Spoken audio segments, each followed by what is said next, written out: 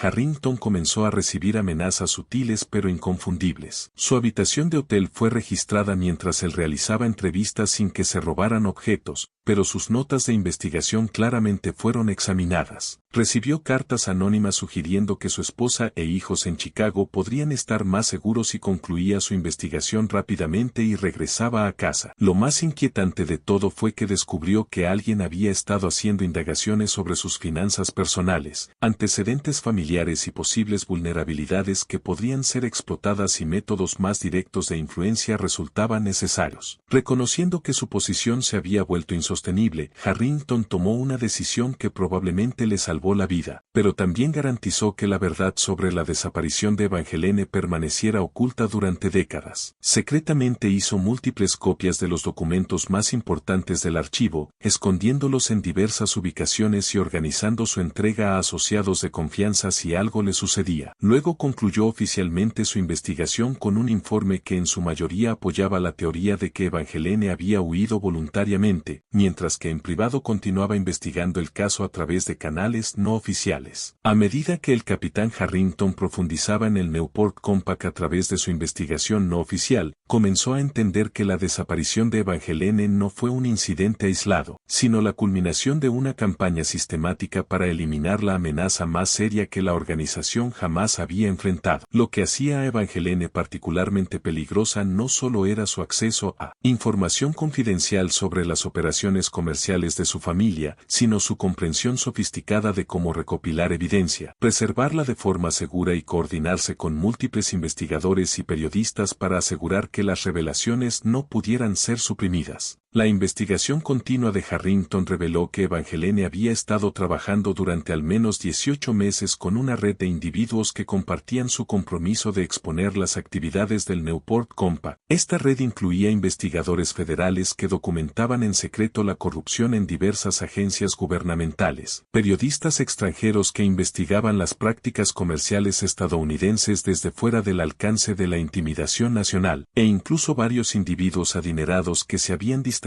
de la participación de sus propias familias en la conspiración. El miembro más significativo de esta red era la doctora Elina Ashford, una médica y reformista social que había estado investigando la conexión entre los accidentes industriales y la atención médica inadecuada para los trabajadores. La doctora Ashford se había involucrado inicialmente cuando notó que los trabajadores lesionados en accidentes ferroviarios a menudo eran tratados por médicos específicos que parecían más preocupados por minimizar la responsabilidad seguridad legal que por brindar atención médica adecuada. Su investigación había revelado que varios médicos estaban siendo pagados con grandes honorarios para proporcionar diagnósticos falsos que impedirían que los trabajadores lesionados demandaran con éxito a las compañías ferroviarias. La doctora Ashford también había descubierto que ciertos hospitales estaban desechando rutinariamente los cuerpos de los trabajadores sin un examen adecuado cuando morían a causa de accidentes industriales, lesiones, a menudo afirmando que las familias habían solicitado un entierro inmediato por razones religiosas. En realidad, estos cuerpos estaban siendo destruidos para evitar que los médicos forenses independientes descubrieran pruebas de negligencia criminal o envenenamiento deliberado. La investigación de la doctora Ashford había documentado al menos 37 casos en los que los trabajadores habían sido enterrados sin un examen médico adecuado, a pesar de las claras evidencias de que sus muertes eran sospechosas. Cuando la doctora Ashford intentó presentar sus hallazgos a las autoridades médicas y funcionarios gubernamentales, se encontró con el mismo patrón de obstrucción e intimidación que otros investigadores habían experimentado. Las juntas médicas afirmaron que su evidencia era insuficiente. Los funcionarios gubernamentales insistieron en que las regulaciones existentes eran adecuadas, y varios hospitales en los que ella había intentado realizar exámenes declararon de repente que sus registros se habían destruido en procedimientos rutinarios de mantenimiento. Más seriamente, la doctora Ashford comenzó a recibir amenazas que se volvían cada vez más específicas y personales. Cartas anónimas le advertían que las doctoras que se entrometieran en asuntos fuera de su comprensión podrían ver revocadas sus licencias médicas, destruirse sus reputaciones o poner en peligro su seguridad personal. Cuando estas amenazas no lograron disuadir su investigación, descubrió que se estaban difundiendo rumores sobre su competencia profesional y moralidad personal, claramente diseñados para desacreditar su trabajo y aislarla de posibles aliados. La conexión de la doctora Ashford con Evangeline comenzó cuando la joven Aeris se acercó a ella con preguntas sobre cómo detectar venenos en restos humanos. Evangeline se presentó como una adinerada aficionada con interés en la medicina forense, pero la doctora Ashford rápidamente se dio cuenta de que su visitante poseía un conocimiento sofisticado sobre técnicas de investigación criminal y buscaba información con fines prácticos específicos. A lo largo de varios meses, las dos mujeres desarrollaron una relación colaborativa con la doctora Ashford proporcionando experiencia médica mientras Evangeline contribuía con recursos financieros y acceso a información empresarial. Su asociación resultó ser sorprendentemente efectiva, permitiéndoles documentar todo el alcance de las actividades del Newport Compact con un nivel de detalle y rigor científico que los investigadores individuales nunca habrían logrado. El conocimiento médico de la doctora Ashford le permitió identificar patrones de muertes sospechosas que de otro modo habrían pasado desapercibidos, mientras que las conexiones comerciales de Evangeline le permitieron rastrear relaciones financieras y documentar el flujo de dinero de sobornos a través de varias entidades corporativas. Sin embargo, su colaboración también hizo que ambas mujeres fueran extremadamente peligrosas para el Newport Compact, que respondió con esfuerzos cada vez más sofisticados para neutralizar su investigación. La doctora Ashford descubrió que sus colegas médicos estaban siendo presionados para evitar asociarse con ella. A los pacientes se les advertía que ella estaba mentalmente inestable y se les decía a los hospitales que contratarla podría resultar en la pérdida de fondos de filántropos adinerados. De manera más ominosa, la doctora Ashford comenzó a experimentar incidentes que sugerían que su seguridad personal estaba bajo amenaza. Su casa fue robada 2 veces sin que se robaran objetos de valor, pero sus registros médicos y archivos de investigación fueron cuidadosamente examinados. Recibió cartas anónimas que contenían información detallada sobre sus rutinas diarias, lo que indicaba claramente que estaba bajo vigilancia. Lo más inquietante de todo fue que descubrió que alguien había intentado manipular sus suministros médicos, sustituyendo sustancias peligrosas por medicamentos legítimos de manera que podría haber resultado en el envenenamiento accidental de sus pacientes. A medida que la presión sobre ambas mujeres se intensificaba, desarrollaron métodos cada vez más sofisticados para proteger su investigación y garantizar que su evidencia sobreviviera incluso si ellas eran eliminadas. Evangeline había establecido la red de cajas de seguridad y contactos extranjeros que el capitán Harrington había descubierto, mientras que la doctora Ashford había creado su